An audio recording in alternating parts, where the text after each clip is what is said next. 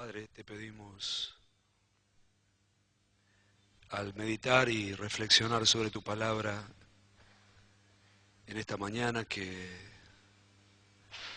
nos des la gracia y la profundidad, la claridad de nuestro corazón, en nuestra mente para poder oír tu voz, Señor.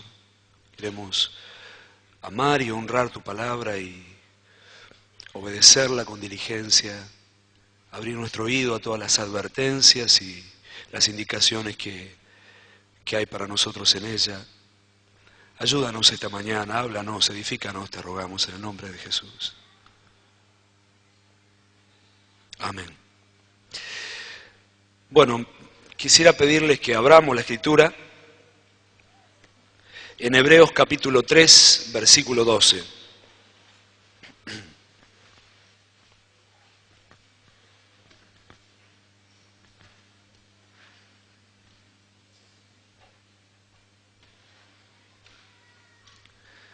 Si lo tienen, lo podemos leer juntos.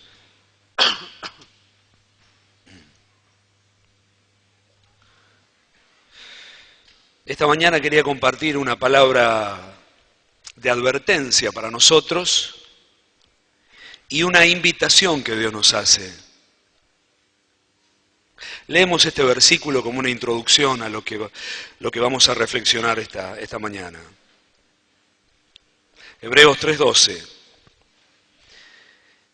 Mirad, hermanos, que en ninguno de vosotros haya corazón malo de incredulidad para apartarse del Dios vivo. Antes, exhortaos los unos a los otros cada día, entre tanto que se dice hoy, para que ninguno de vosotros se endurezca por el engaño del pecado. Exhortaos. Ya vamos a ver más adelante todo lo que hay contenido en esa palabra tan importante. Recién nos hablaba Nando de estas prácticas aconsejadas que aparecen en la Escritura, el unos a otros. Y aquí se nos dice que, entre tanto que se dice hoy, nos exhortemos unos a otros para que ninguno ¿cómo dice? Ninguno se endurezca por el engaño del pecado.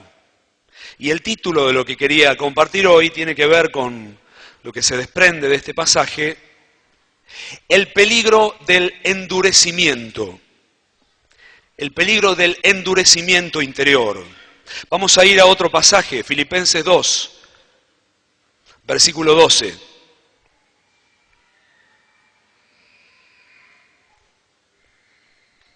Aquí es el apóstol Pablo, el que está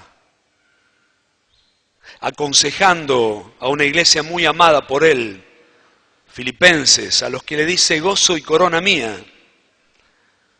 Filipenses 2:12. Por tanto, amados míos, como siempre habéis obedecido, no como en mi presencia solamente, sino mucho más ahora en mi ausencia, ocupaos en vuestra salvación con temor y temblor.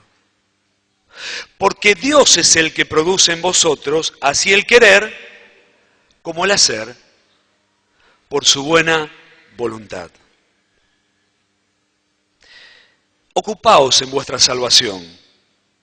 ¿Qué está queriendo decirnos esta palabra? Fui al diccionario para ver todo lo que significa, qué nos quiere transmitir Pablo al decirnos que hay que ocuparse. La palabra ahí, según el diccionario griego, tiene que ver con una dedicación concentrada, con trabajar, confirmar, completar, lograr, alcanzar. Ocupaos en vuestra salvación. ¿Cómo? ¿Cómo? Con temor y temblor. Y después nos dice por qué. porque Dios es el que produce en vosotros así el querer como el hacer por su buena voluntad. Hay cierta ambigüedad en este pasaje. Mientras me reflexionaba y meditaba en este texto, porque primero se nos dice que nosotros tenemos que dedicarnos, trabajar, completar, ocuparnos en nuestra salvación. Pero después dice que la cosa no pasa por mí, sino pasa por Dios, porque Él es el que produce en nosotros el querer y el hacer por su buena voluntad. Creo que todos hemos entendido que la vida cristiana es mucho más que un cambio de valores o un cambio de cultura. Es una regeneración, es un nuevo nacimiento, es un cambio de naturaleza.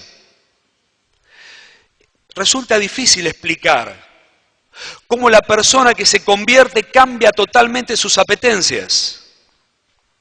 El hombre sin Dios, el hombre carnal, el hombre entregado a lo terrenal y al pecado encuentra deleite, alegría.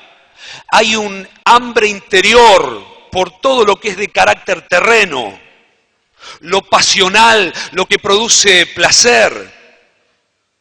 Y así estaba mi corazón y estaba el tuyo, ¿no? Pero ocurrió un milagro. Hay un cambio en la brújula interior.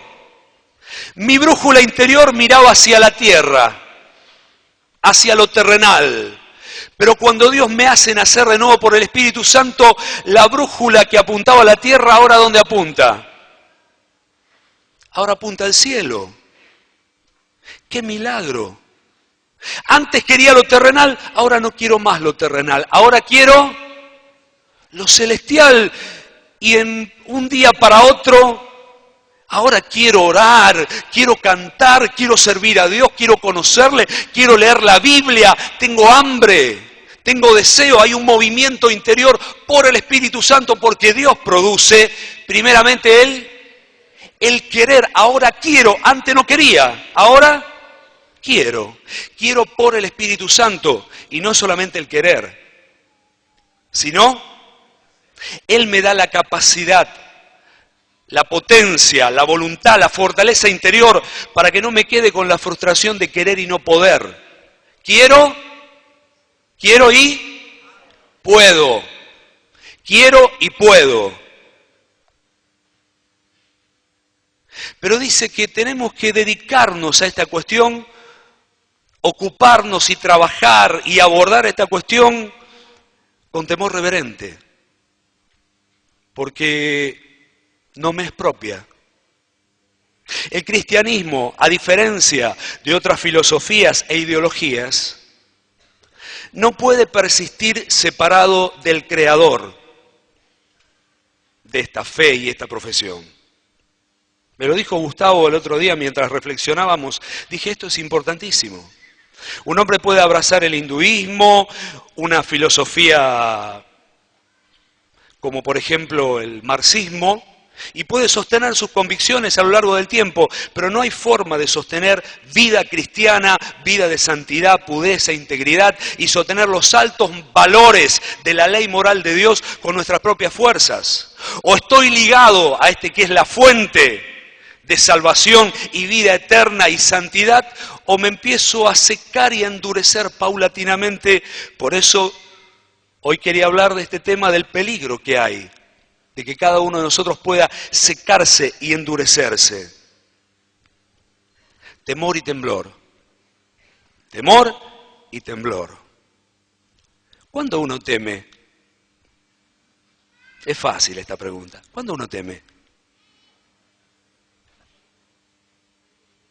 Cuando hay peligro. Si no hay peligro, ¿uno teme? No. Fue muy grato para mí encontrarme hace más o menos un mes atrás con un hermano muy querido, con el que hemos discutido mucho sobre el tema este de la salvación, se pierde, no se pierde, y nos hemos agarrado encarnizadamente. Y la verdad que él me llevó a comprender algunas cosas que yo antes no entendía. Pero él no se movía de su posición y pasaron unos 10, 15 años y pasó por mi casa el otro día. Y charlando, teniendo una comunión muy linda, me dijo así: si las advertencias están, por algo están. ¿Están de acuerdo? Ah, sí, yo celebré. Va viniendo luz, una comprensión mayor. Sí, las advertencias están, por algo están. Y aquí dice que tenemos que cuidar nuestra salvación con temor y temblor. No se teme si no hay peligro. Y hay peligros de los que tenemos que ampararnos, guardarnos. Vamos al capítulo 12 de Hebreos ahora. Versículo 1. Es un capítulo muy rico, muy enriquecedor, que haríamos bien de reflexionar y estudiar y comprender. Primer versículo, versículo 1.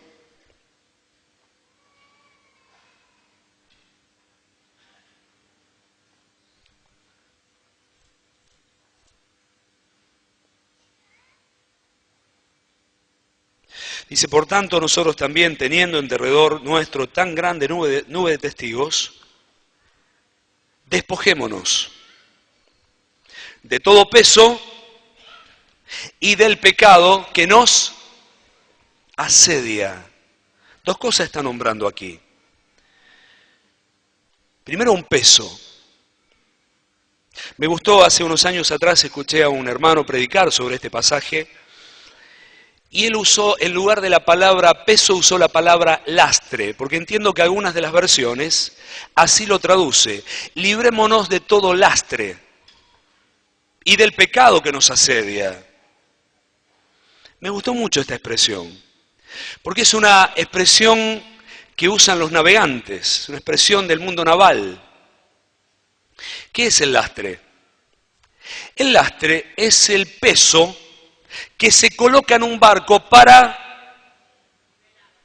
nivelarlo, estabilizarlo, compensar las cargas. Gracias a ese lastre, las calles de nuestra ciudad están adoquinadas. Durante principios del siglo pasado, los barcos que venían de Europa traían, ¿qué traían? Adoquines para compensar la carga. Y después se descargaban acá, seguramente se vendían. Lastre, un peso muerto. Y dice que tenemos que tener cuidado con llevar lastre. Una masa, dice otra traducción, una masa que molesta. Y pienso que no está hablando de pecado, está hablando de peso.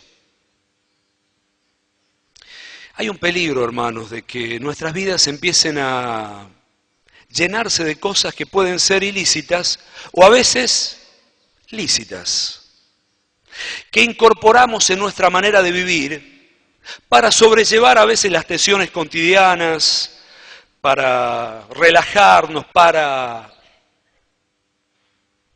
pero con el tiempo se transforman en un hábito, son incorporadas en nuestro andar y no nos ayudan, no nos edifican, por el contrario lo que hacen es hacernos más lentos y estorbar en nuestra relación con Dios. No se me ocurren ejemplos. Ustedes, a buen entendedor, pocas palabras, pero cosas que nos vamos permitiendo que pueden tener hasta un carácter neutro. Nadie puede decir, che, esto que haces está mal. Pero con el tiempo se incorpora en la vida, se transforma en un hábito, en parte de nuestro vivir y al final es un peso muerto, un lastre que trae cierto equilibrio pero hace que el paso sea pesado.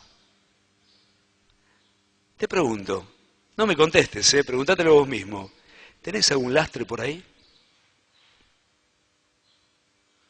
No son cosas graves, pero son pesos muertos. Pesos muertos. Como quien lleva un paquete abajo del brazo. Lo lleva ahí y ya con una mano perdió movimiento. Tenemos que revisar, según la Escritura, Que no vengan sobre nuestra vida estos pesos, este lastre, que no nos va a convenir con el paso del tiempo. Y lo otro se nos dice que corramos del pecado, que el pecado sí nos asedia, nos persigue, nos acecha, parece que encuentra lugar por donde meterse, está buscando la grieta por donde filtrar. Es una amonestación fuerte, seria, en la que tenemos que reflexionar. Vayamos al versículo 12 ahora.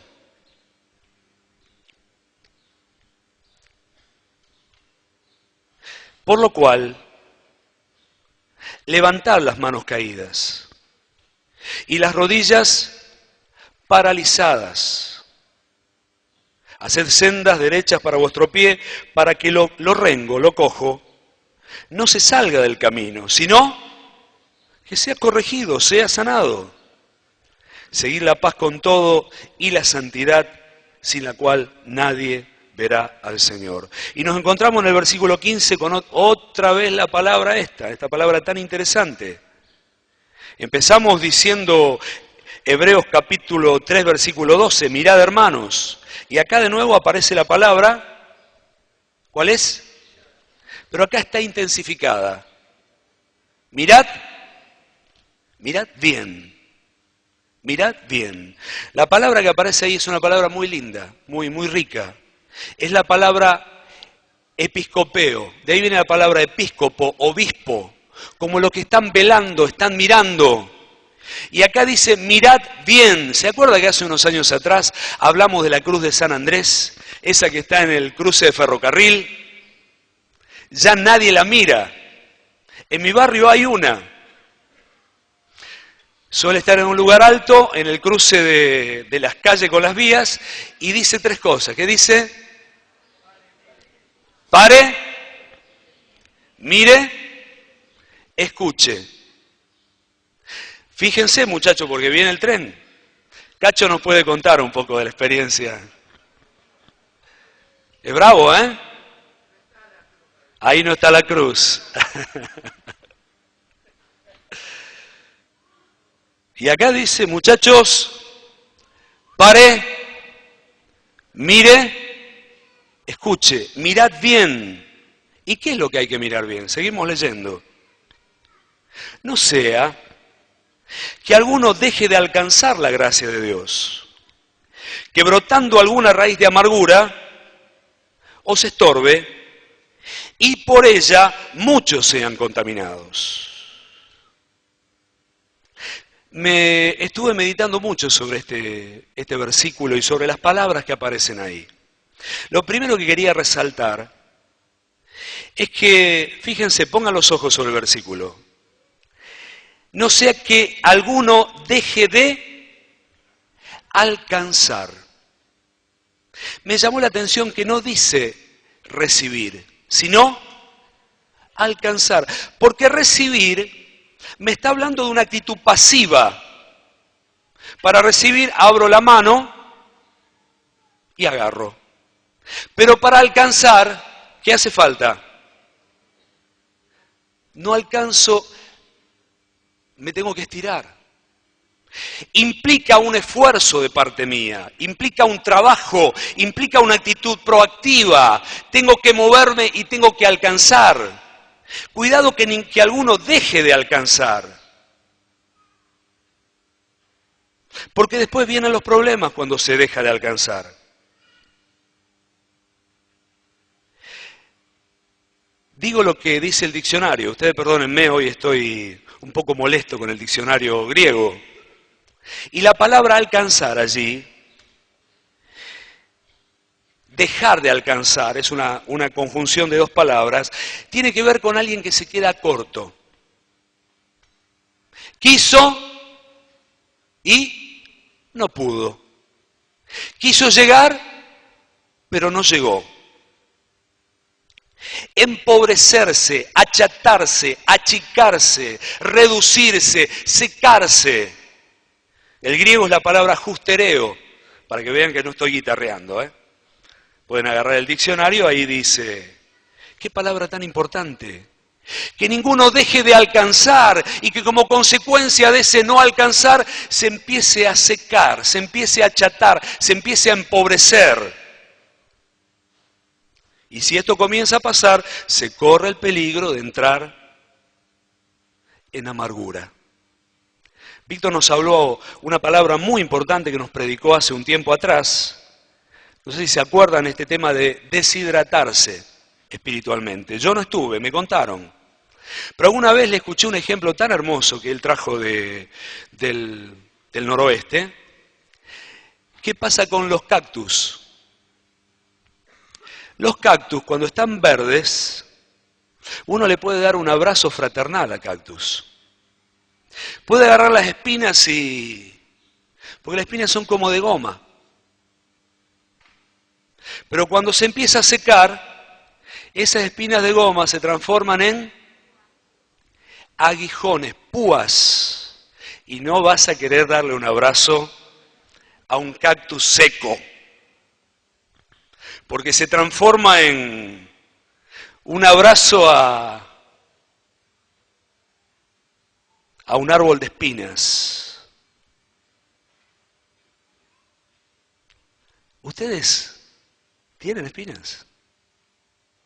Porque yo tengo espinas, ¿eh?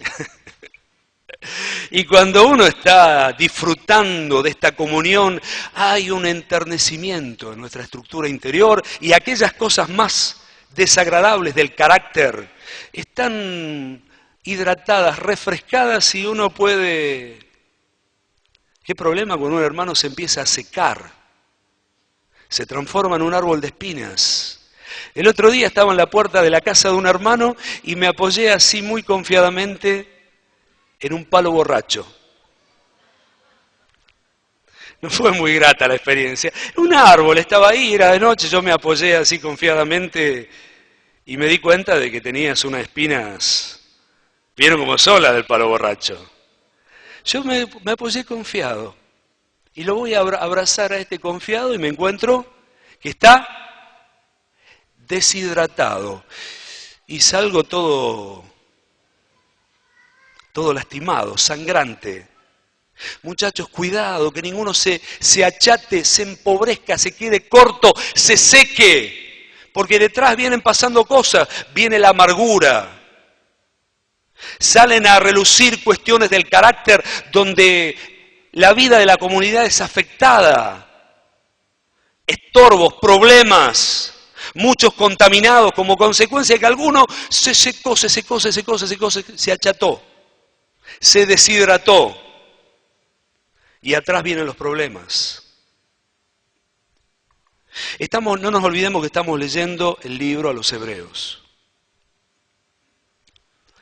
Los hebreos eran hombres muy familiarizados con la ley, con la moral de la ley. Pablo, hebreo de hebreos en cuanto a la ley, irreprensible, fariseo de fariseos.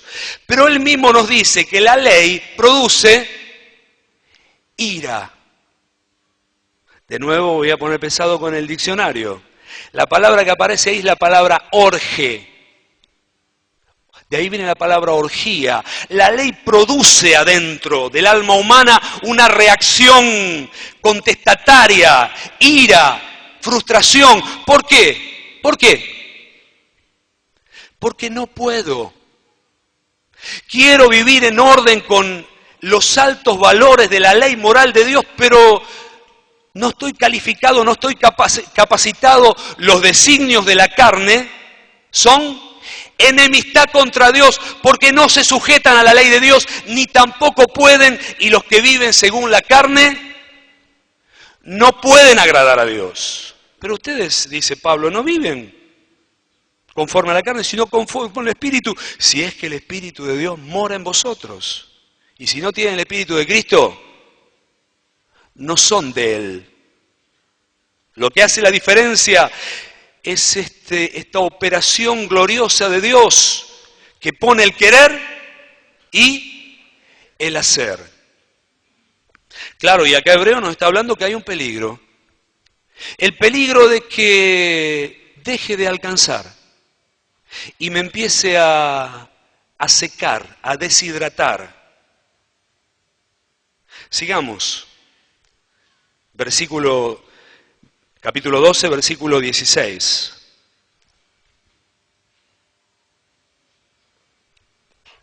No sea que haya algún fornicario o profano, como Esaú, que por una sola comida vendió su primogenitura. Porque ya sabéis que aún después,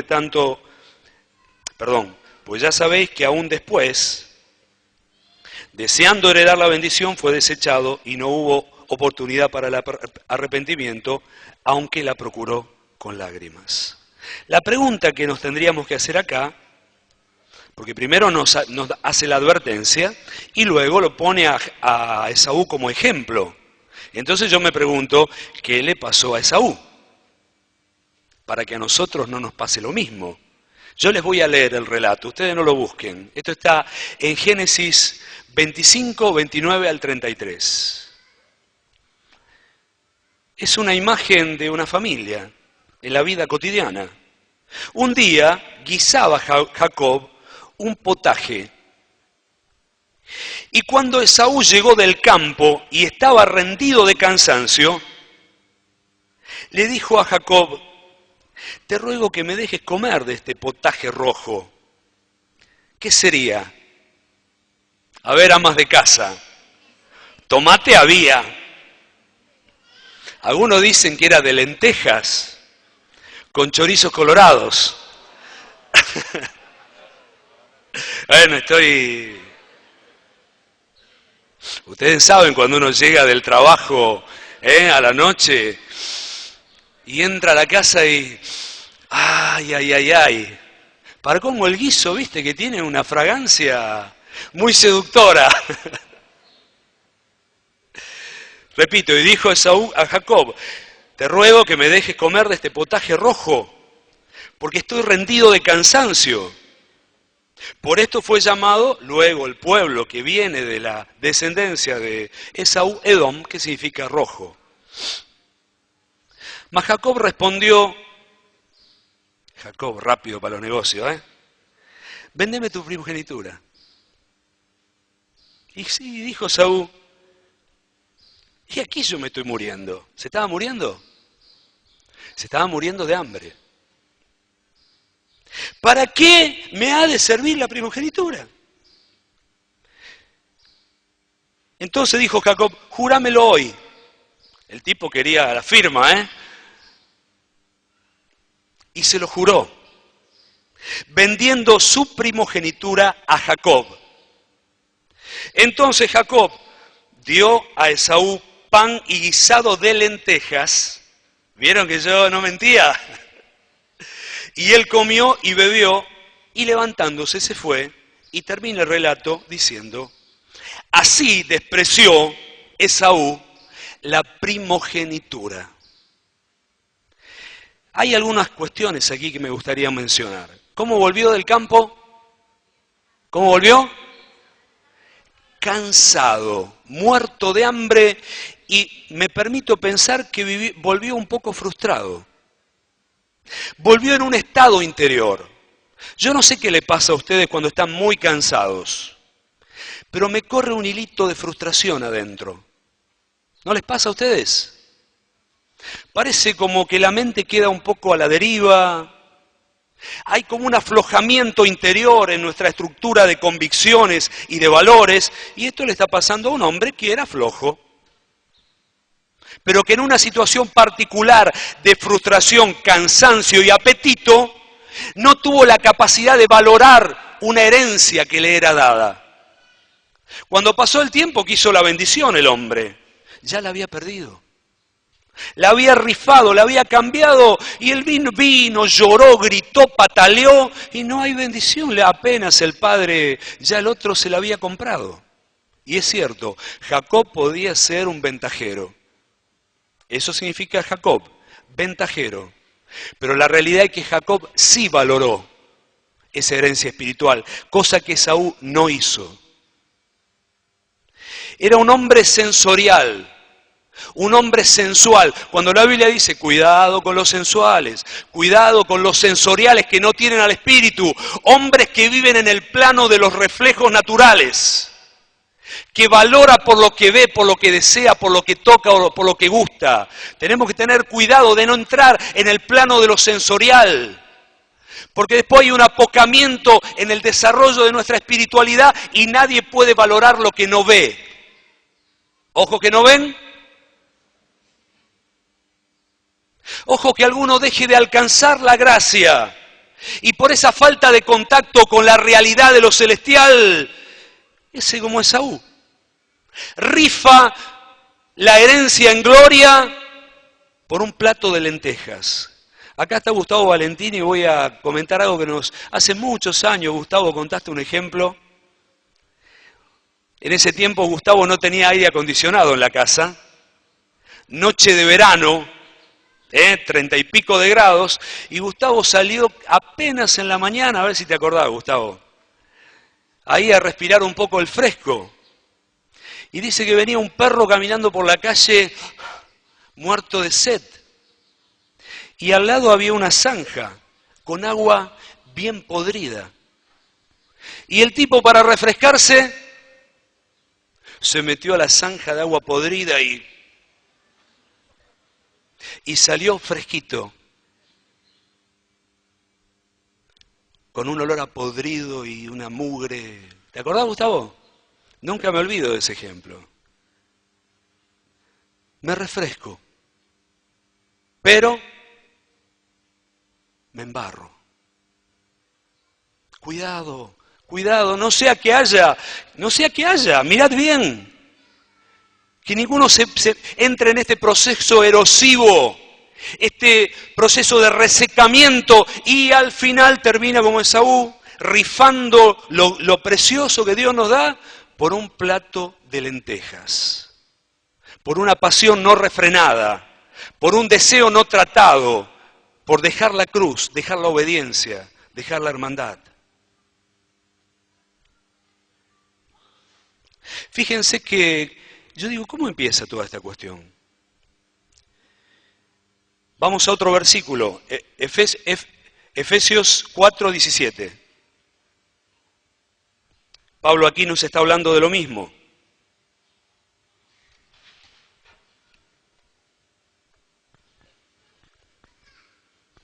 (4:17 al 19). Acá hay un fuerte requerimiento del apóstol Pablo. Esto digo y requiero en el Señor. Otras veces el apóstol ruega, pero acá hay un requerimiento, hay una amonestación.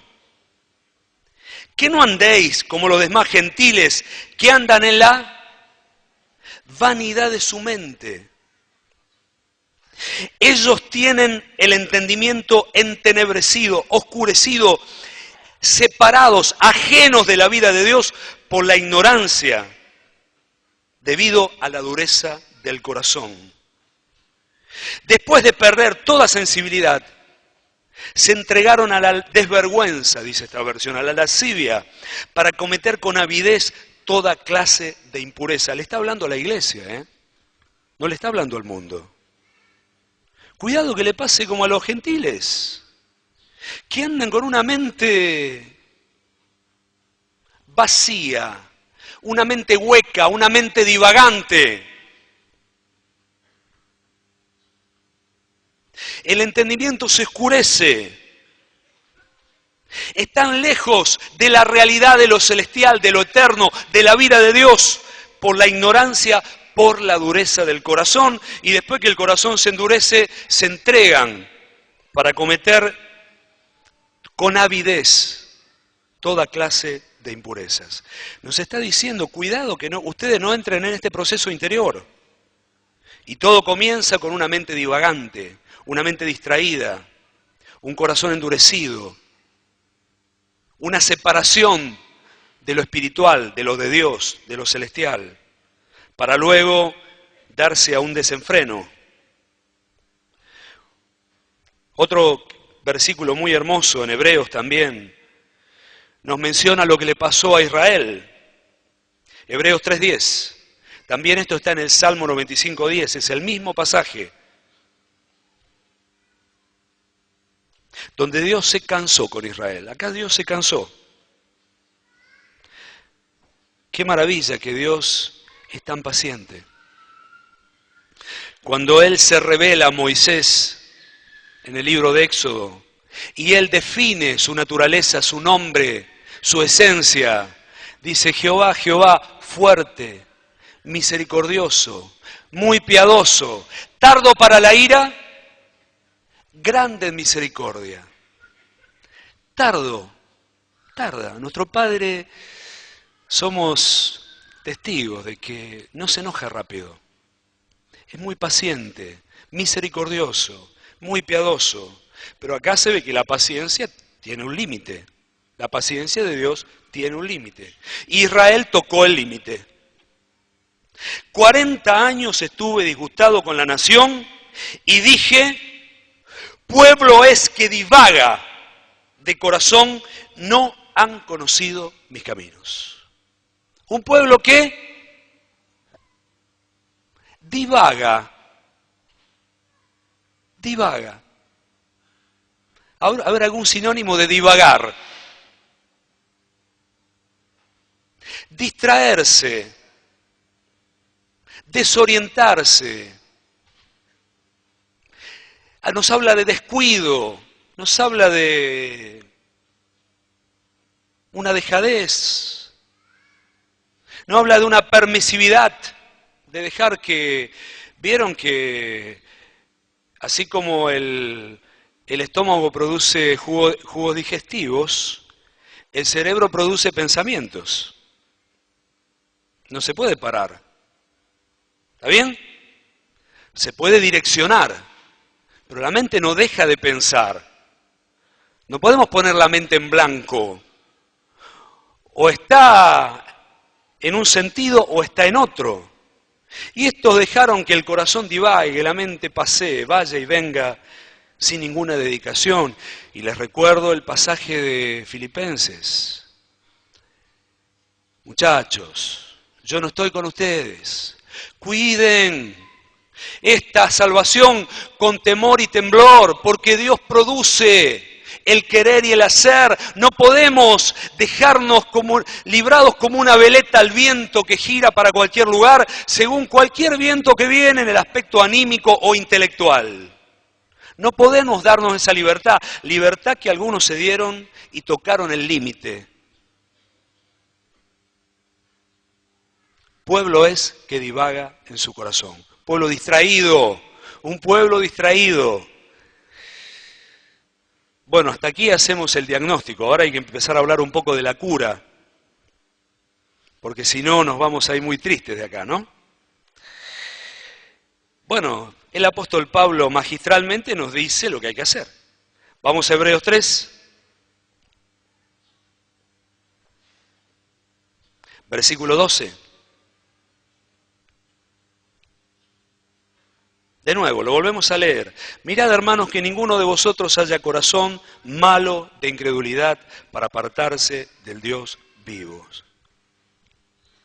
Antes, exhortaos los unos a los otros, ¿cuándo?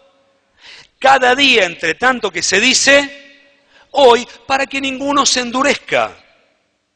Acá hay una responsabilidad que es del cuerpo de Cristo. Primero quiero hablar de la responsabilidad que tenemos en todo el entramado de relaciones, de acoyuntamiento, de compañerismo, de amistad, en el hogar, en el grupo familiar, con los discípulos, en el ir y venir de ser iglesia. Tenemos que estar mirando y exhortándonos unos a otros, entre tanto que se dice, esto se ve que todos los días.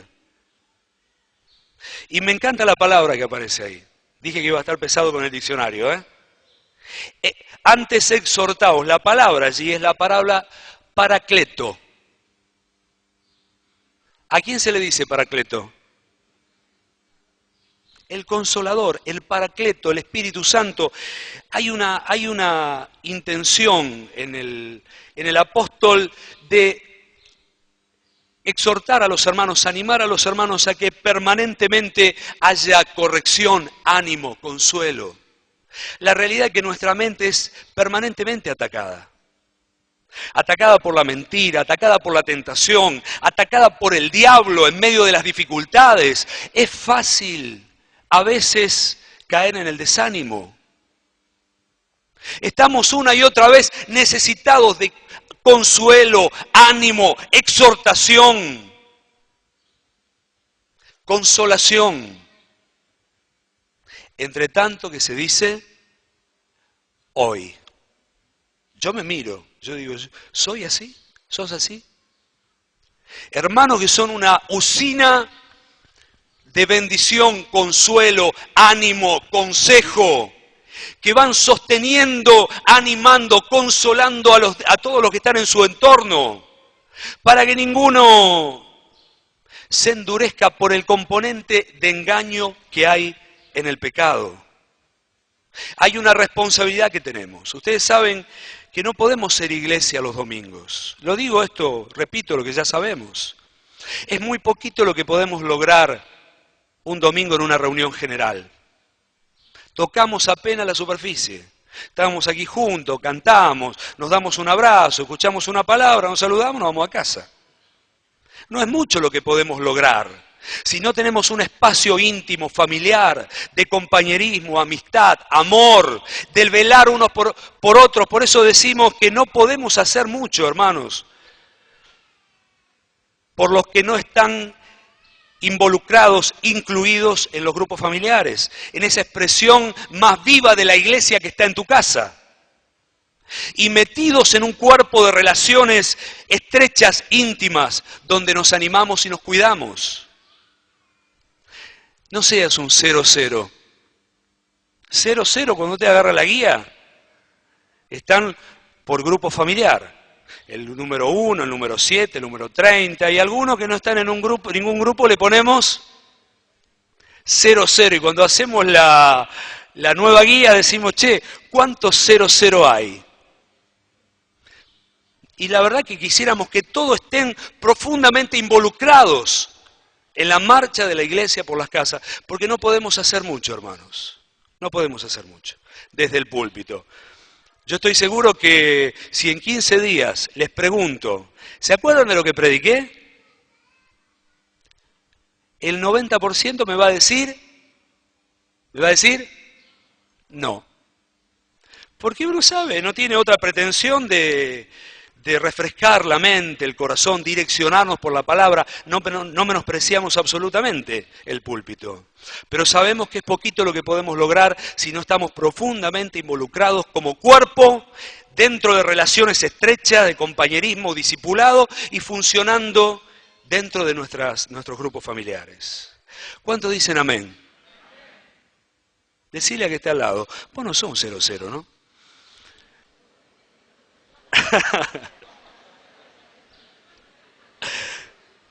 Un chistecito.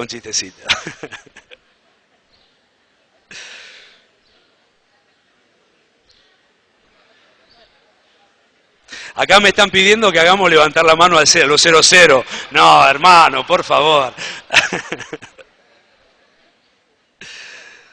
No lo decimos esto de una manera, lo decimos con un tono de broma, pero nuestro deseo sería, con todo el liderazgo de la congregación, que podamos cuidar a cada uno de ustedes dentro de los grupos familiares y relaciones cercanas, donde podemos velar y podemos ayudar, podemos sostener, podemos consolar. Bueno, vamos al Salmo 1.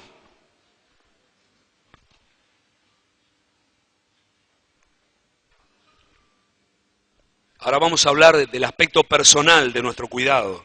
Hablé de nuestro cuidado como iglesia.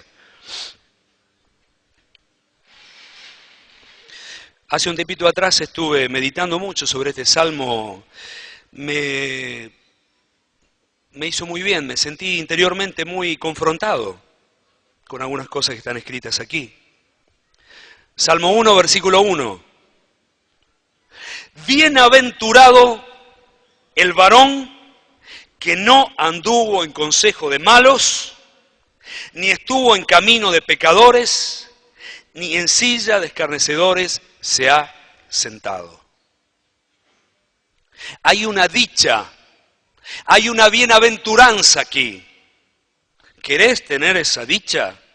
¿Querés tener esa bienaventuranza? Cumplamos con las condiciones que la palabra nos señala. ¿Qué es el consejo de los malos? Hace un tiempito atrás uno de los pastores que nos visitó nos habló de qué es el consejo de los malos.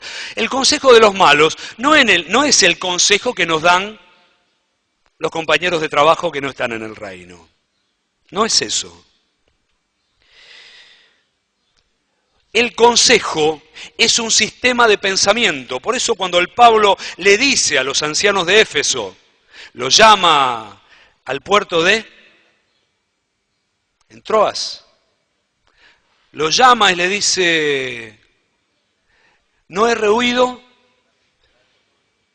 de daros todo el consejo de Dios. No es que le estuve dando buenos consejos.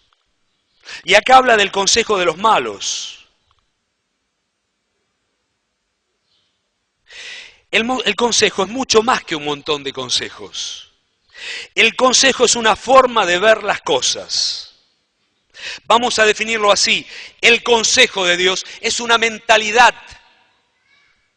Es la mentalidad que viene por la palabra de Dios a nuestro pensamiento. Y es la mentalidad que los hombres sin Dios tienen.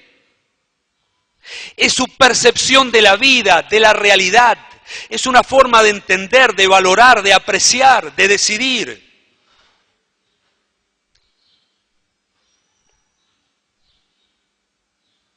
Bienaventurado el varón que no anduvo en consejo de malos. ¿Qué es el consejo de malos? Consejo de malos sencillamente es la perspectiva que tienen de la vida los hombres que no tienen a Dios. Que no tienen al reino, que no tienen a Cristo, que no respetan la verdad. Es una forma, un sistema de pensamiento. Bienaventurado el varón que no estuvo siendo influenciado por este sistema de entender y de vivir.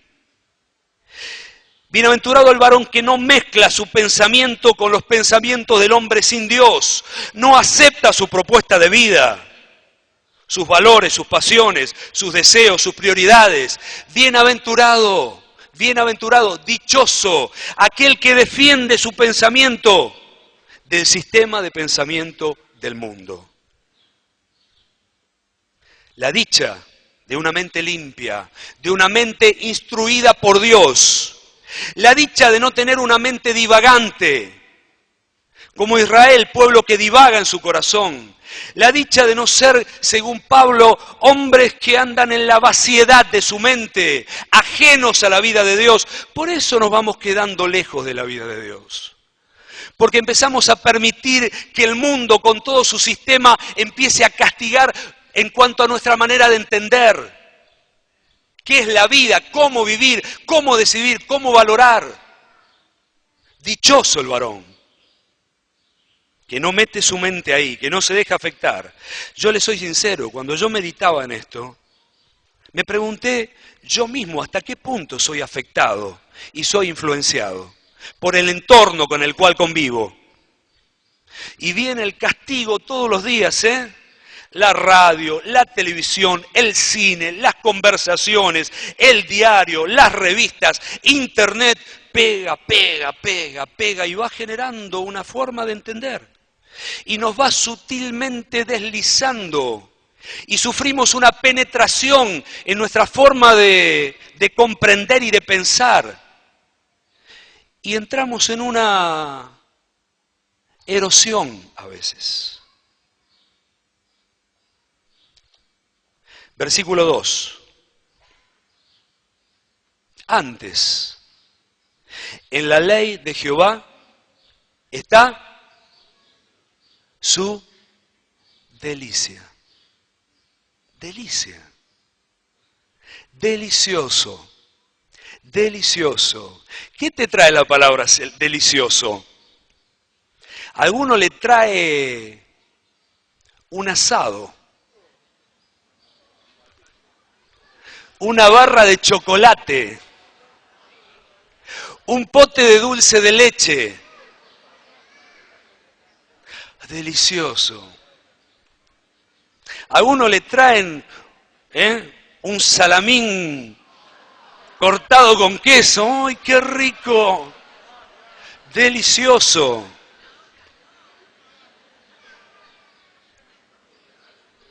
A alguno le gusta lo salado y a uno le gustan las dos cosas. Delicia. ¿Cuántos buscan algo dulce después de comer? A ver. Yo. Empiezo a abrir acá y a abrir allá. Yo sé que no hay nada, pero tengo la necesidad de ir a abrir. A ver, levanten la mano las mujeres cuyos esposos hacen eso. Mi esposa, que levante la mano mi esposa. Yo estoy buscando, tengo como una necesidad de comer algo dulce, aquello que resulta delicioso. Y este hombre encuentra una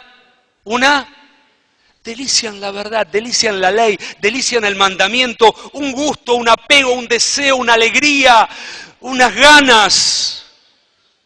Como hay ganas de tomar una coca, comerse un helado, comer un buen asado. Hay como una cosa que nos mueve adentro. Acá hay algo que lo mueve a este hombre bienaventurado que ha separado su mente de este sistema de pensar y ahora está experimentando la riqueza que puede tocar por el Espíritu Santo al ser visitado por la verdad de Dios.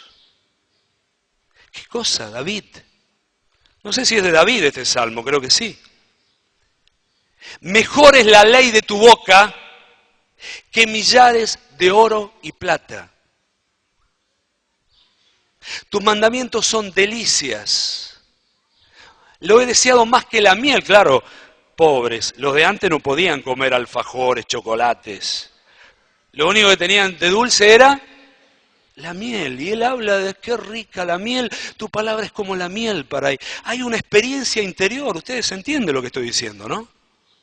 Hay una consagración, un separarse, pero hay un roce con la ley de Dios. Hay delicia y en su ley medita de día y de noche. Otra vez voy al diccionario. Meditar. Es una palabra, pues estamos hablando del Antiguo Testamento, una palabra hebrea. La palabra es la palabra agag. No sé si se pronuncia así. Fíjense lo que significa. Murmurar, cavilar, susurrar, gemir. ¿Se entiende? Va susurrando a media voz durante el día y en la noche, va cavilando, va meditando, va comiendo, va bebiendo, va experimentando, por eso es gemir. Se desatan un montón de emociones dentro. Y hay un gemido, hay una alegría, hay un llanto, hay una experiencia interior que viene como consecuencia de estar comiendo, masticando, meditando, susurrando, cavilando en la verdad. Hay un enriquecimiento interior como consecuencia de todas las fuerzas que la palabra de Dios desata en el corazón por el Espíritu Santo. Cuando estaba de vacaciones,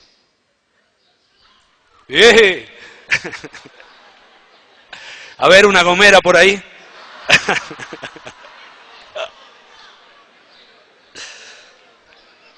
Por no decir un rifle. Es un chiste, hermano, es un chiste. A ver cómo los traigo ahora de nuevo, ¿no? Cuando estaba de vacaciones, que uno tiene buen tiempo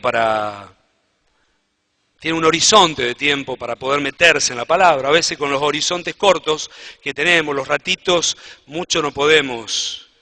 Vamos, leemos, ya nos tenemos que ocupar del trabajo, cosas de la vida. Así que podía dedicar una tarde entera a estar allí leyendo. Así que me puse a leer, después de mucho tiempo, las 7 parábolas de Mateo 13.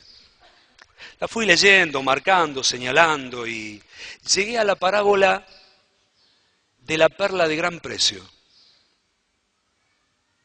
Y siempre hemos entendido que la perla es el reino.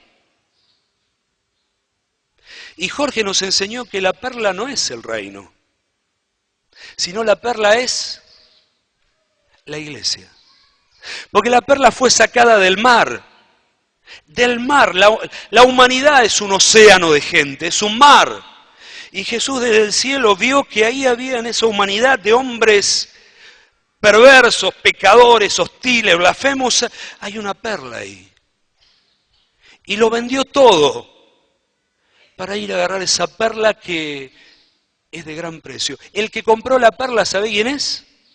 ¿Sabe quién es? Es Jesús. Él compró la perla y Él vendió todo. Dejó su gloria, dejó el cielo, dejó la comunión con el Padre. Se vino a arrastrar en este charco de inmundicia humano para poder agarrar la perla. Yo cuando estaba pensando en esto, no sabía si reír, llorar, patalear, gritarme. Lo vi al Hijo de Dios. Me daban ganas de gritar y me daban ganas de llorar. Por eso dice que en la ley medita, hay un gemido, hay una alegría, hay una fuerza emocional interior que se desata por ese contacto vivo con la palabra de Dios.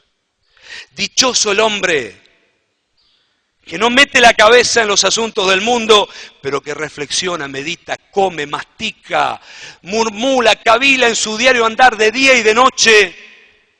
Ese no se seca. Versículo 3.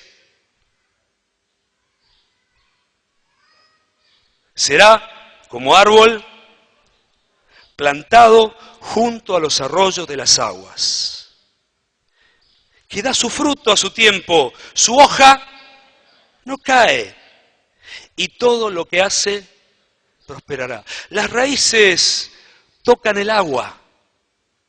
Puede beber ahí en forma incesante y no se pierde el verdor, no se pierde la frescura. Ese cactus no se seca. Y da fruto.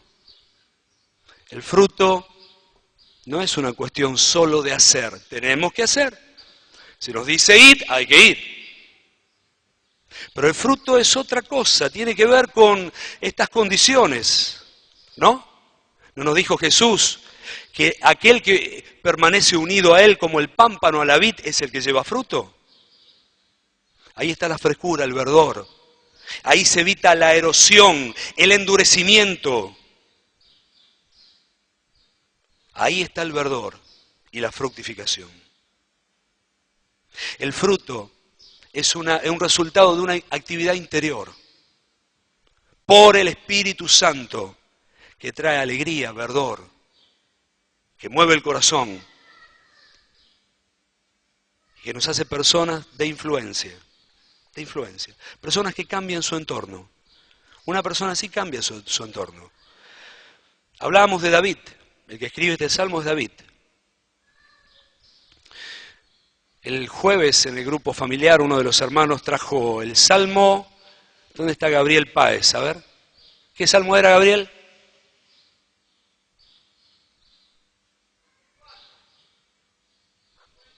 ...54... Y David nos está hablando de una experiencia muy desgraciada ahí. Después que tuvo que escapar de entre los filisteos, se fue a esconder a una cueva. Y en la cueva se juntaron todos los que estaban amargados, endeudados y perseguidos. Después léanlo al Salmo, dice, estoy echado entre hijos de hombre que vomitan llamas. ¡Ay, ay, ay! Sus dientes son lanzas y cuchillos. Te alabaré entre los pueblos, oh Dios, porque grande es hasta los cielos tu misericordia. Él también estaba perseguido, pero tenía un espíritu distinto. Y estos que rozaron con él, que estuvieron con él, bebieron de su vida otra cosa. Un hombre que no tenía amargura, tenía alabanza, tenía la palabra en su boca. Y de estos amargados, endeudados y deprimidos, David tuvo su ejército personal. ¿Qué obró esa transformación? Hombres que son visitados por la gracia, la vida, el amor, la palabra de Dios. Nos transformamos en personas que afectan e influencian nuestro entorno. Yo mencioné al comenzar que iba a hablar del peligro del endurecimiento. Hay un peligro, hay un peligro. Si hay que temer es porque hay peligro. Hay un peligro porque el que tiene la manija es nuestro amado Padre. No tengo motor propio, tengo motor propio para buscarle, pero Él es el que produce el querer y el hacer. Y yo tengo que mantenerme dentro de las condiciones señaladas por las Escrituras para que mis raíces toquen el agua. No perder el verdor y producir el fruto que Dios espera. Amén, hermanos. ¿Lo ponemos de pie?